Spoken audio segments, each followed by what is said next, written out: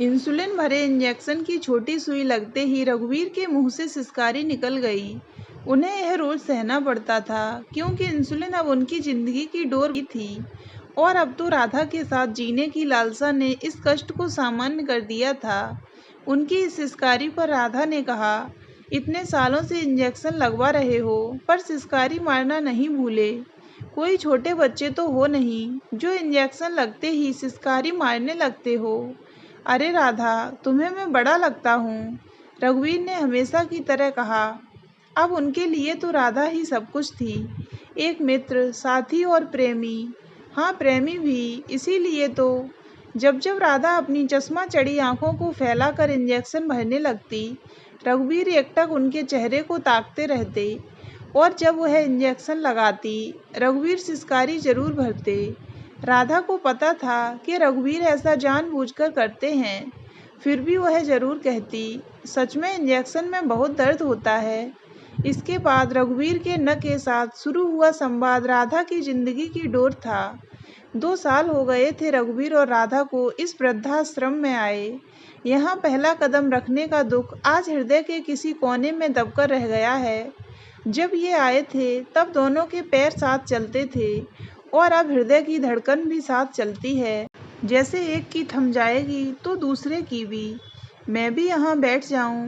राधा ने पार्क में लगे झूले पर बैठे रघुवीर से पूछा, पर रघुवीर का ध्यान तो कहीं और था। वह सामने रखे गमले में लगे कैक्टस को एकटक ताक रहे थे। मैं भी यहाँ बैठ जाऊं? राधा ने दोबारा पूछा। इस बार भी जब कोई जवाब नहीं मिला तो राधा झूले पर बैठ गई। थोड़ी देर तक झूले के साथ मौन भी झूलता रहा। राधा ने अचानक पैरों को जमीन पर रखकर झूले को रोकते हुए पूछा, आप केवल कैक्टस को ही क्यों देखते हैं? मुझे लगता है इस जीवन में मैंने केवल कैक्टस ही बोए हैं, इसीलिए कैक्टस मुझे अच्छा लगता है। शायद इसी वजह से मैं यहाँ हूँ भी। अचानक झूले के रुकने से रघुवीर जैसे नींद से जागे थे। कैक्टस में भी फूल खिलते हैं। हो सकता है कि यह आश्रम भी तुम्हारे लिए कैक्टस का फूल बन जाए, राधा ने आशावादी विचार व्यक्त करते हुए कहा।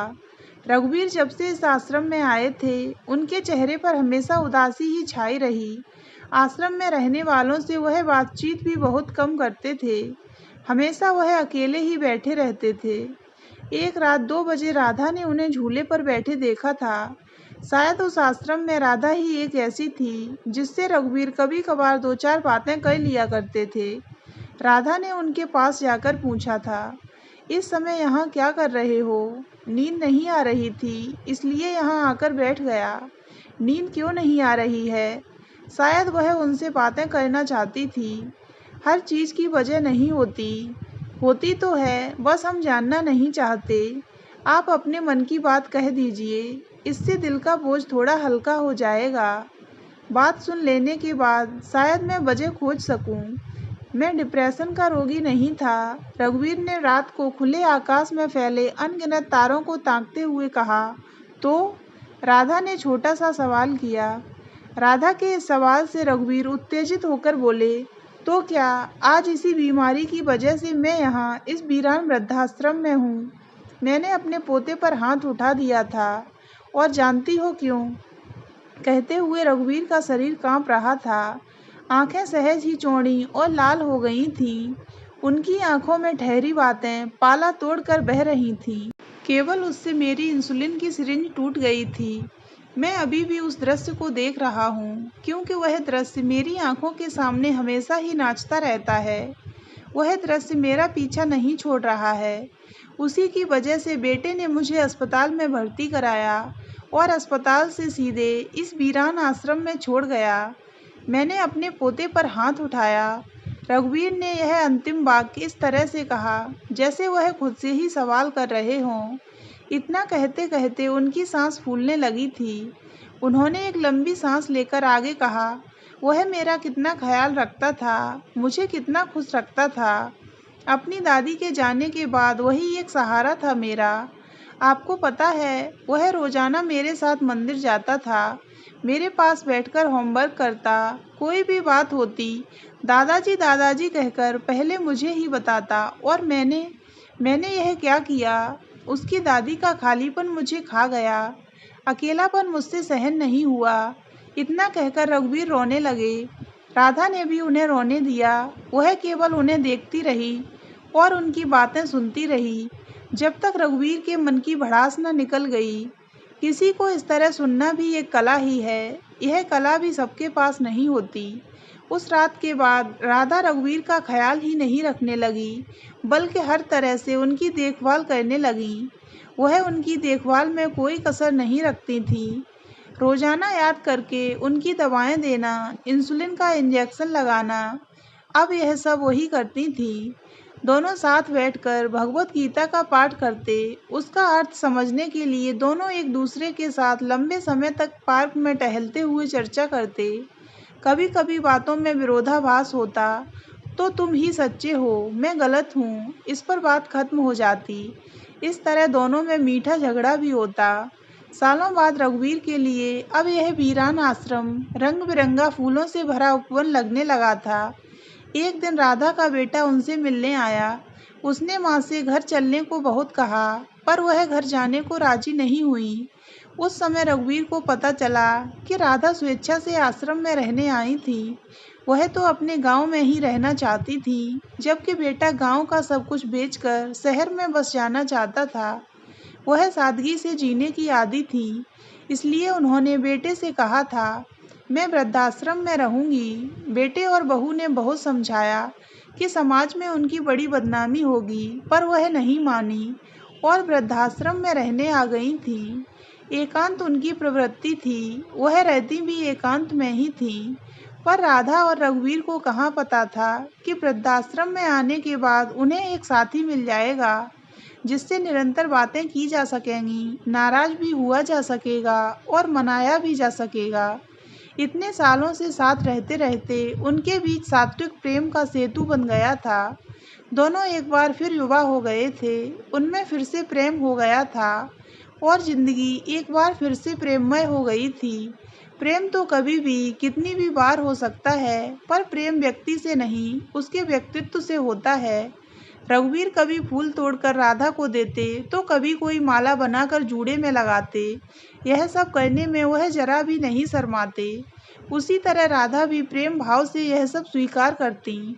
इतना ही नहीं, अब दोनों एक ही थाली में खाना खाने लगे थे। उन दोनों के प्रेम को देखकर वृद्धाश्रम के लोग तरह तरह की बातें करने लगे थे, पर उनकी बातों पर न राधा ध्यान दे रही थी और न ही रघुवीर।